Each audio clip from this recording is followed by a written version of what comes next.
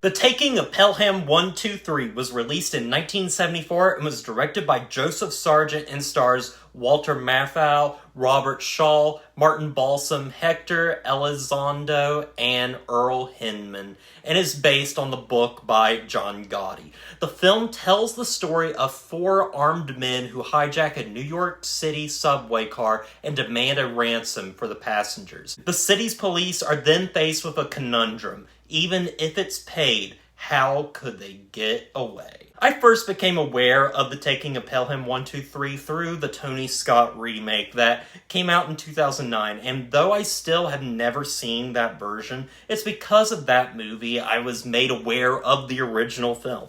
This isn't necessarily a movie I've always wanted to see, but I remember the trailer for the remake intrigued me as a child. So I guess in a strange way, that intrigue led me here. And I'm very happy it did, because this is a great thriller from the 1970s in a decade already made up of some of the all-time great thrillers. I decided to finally sit down and watch this movie recently, though more on a whim, if anything, simply trying to find something to watch, and here we are. So let's talk about The Taking of Pelham 123. But before we get into that, let's do what we always do here and go behind the scenes to see just how this film was made.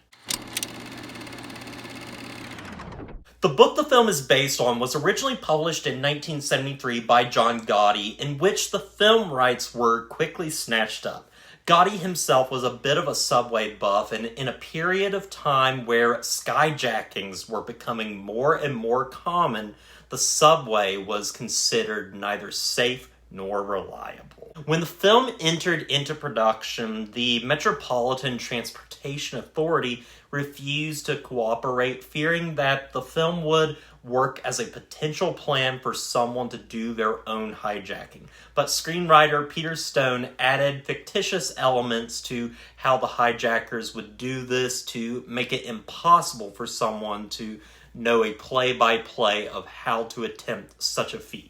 Several years after the film's release, the city made a conscious effort to never send a train out from Pelham at 123 due to the film's popularity and subject. The filmmakers also didn't want to make the film too plausible either, and the Transit Authority was not consulted at all during production. After 8 weeks of negotiations, the MTA finally relented and asked that producers take out a $200 million insurance policy in case the film inspired a real hijacking.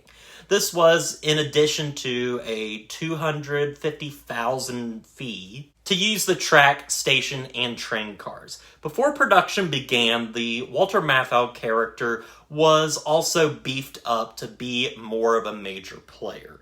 Filming for the movie would finally begin on November 23rd, 1973, and was completed in April the following year, with production starting in the subway tunnels before stretching out to Court Street and Brooklyn. Music for the film was done by David Shire, who used a layer of horns and keyboard riffs to create the unique and groovy sound of the film. The Taking of Pelham 123 was finally released on October 2nd, 1974, and was well received by critics upon its release. Critics found it to be a good thriller, but criticized the flat characterization of many of the major players. It was also praised for its realism, but was also one of the many films that had been released that year that ended up painting New York in such a negative light. The film, since its release, has been elevated to that of a classic thriller from the 1970s, and has even received 2 remakes. The first being a made-for-TV film starring Edward James Olmos and Vincent D'Onofrio, and a second remake set in a post-9/11 New York starring Denzel Washington and John Travolta.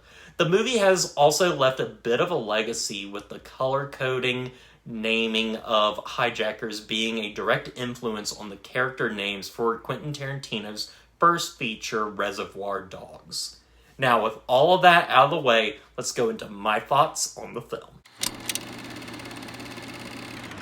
The Taking of Pelham 123 is a film steeped in 1970s filmmaking, and I love it. If you don't know what I'm talking about, just look at films like Taxi Driver, and especially The French Connection, and you'll see what I mean.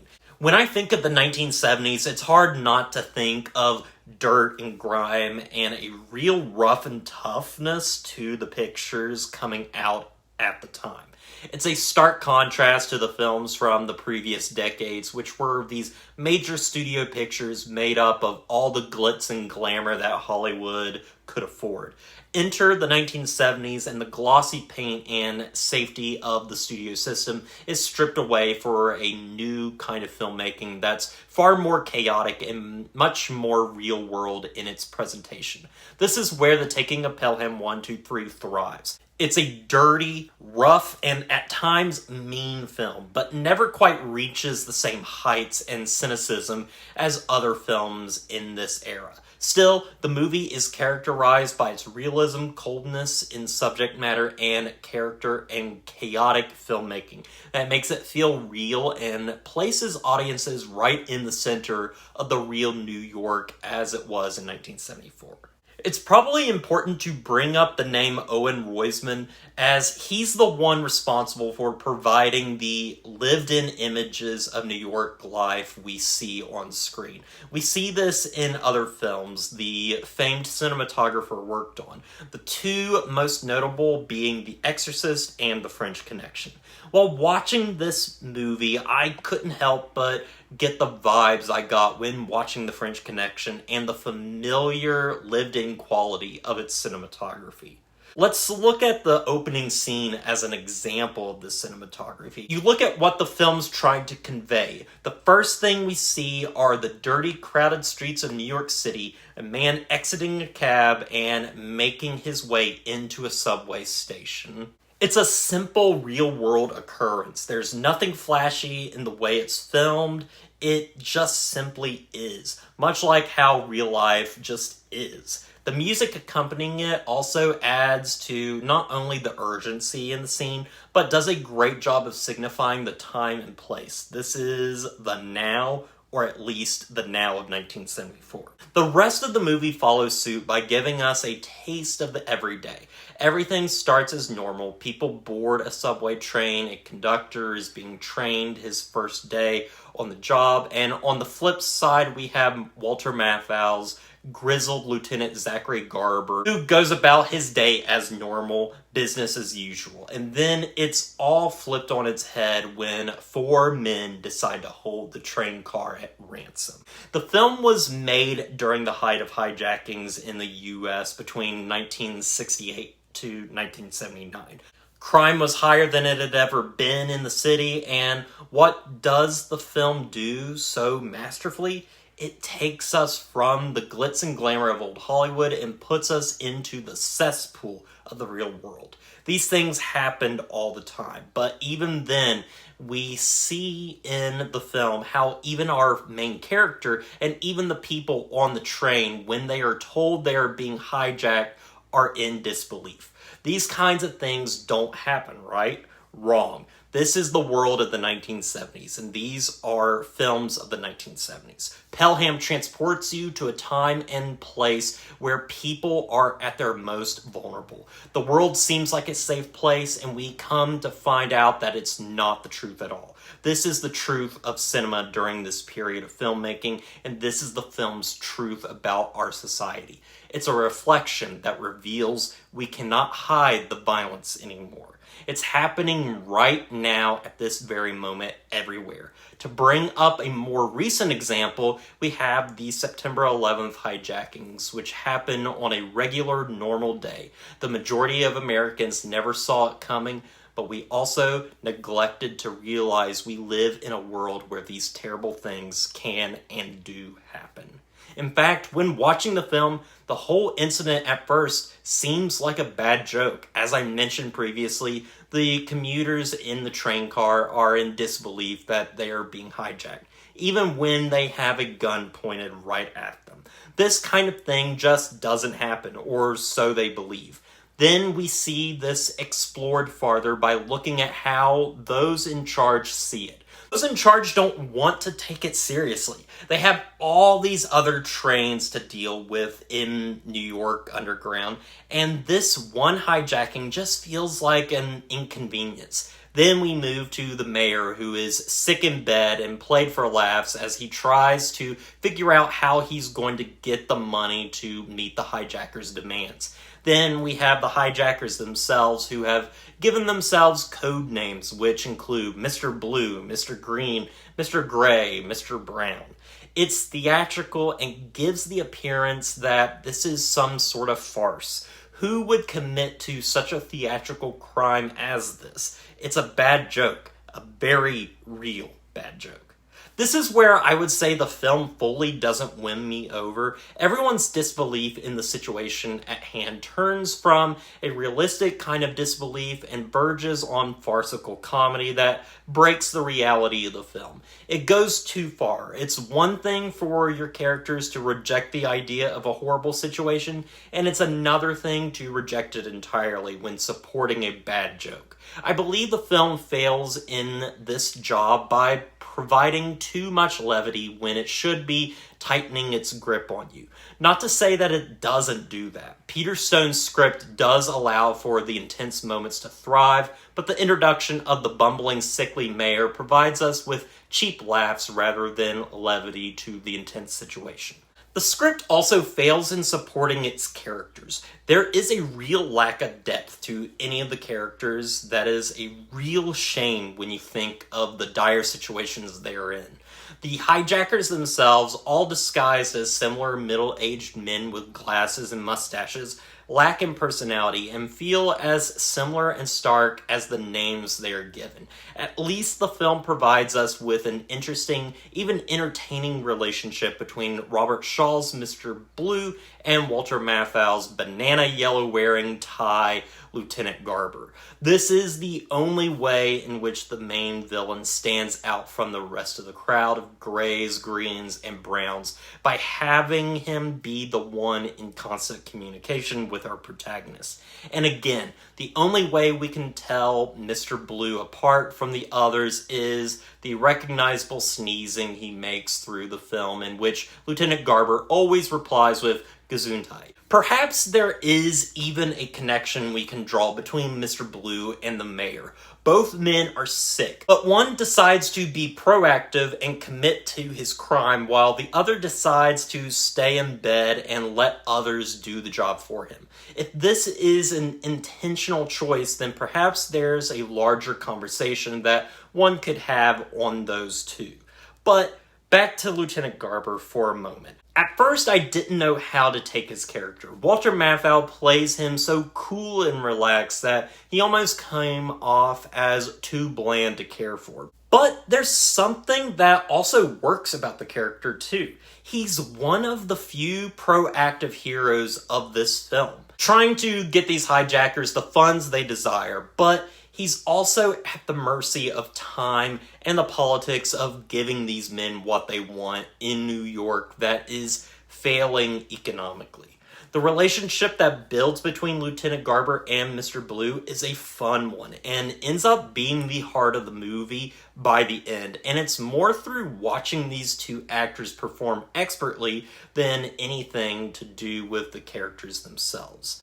The script also fails the community of everyday people aboard the train. They're resorted to simple stereotypes of people rather than someone that might resemble a human being. So our emotional investment wanes for them and instead rises for the situation itself. We start not wondering if the passengers will be okay or if they'll make it out, but we instead start asking, how is this situation going to be resolved? Will the hijackers get away with the money, and will they really start killing passengers if they don't get the money? The film ends up having a strange and morbid curiosity, as if the characters are all playthings in a great game. The real tension comes at the film's climax, with the four men getting their money and escaping before their plan begins falling apart and exploding right in their faces. The film before then never had this kind of burst of raw energy with shootouts, double-crossing, and a chase across the streets of New York. It's a breath of fresh air after a tense and thrilling second act of men in office buildings and a train car. There's a great scene where the train car is racing through the subway system with the passengers awaiting an untimely demise. And it's in instances like these where the film remembers these passengers are indeed people.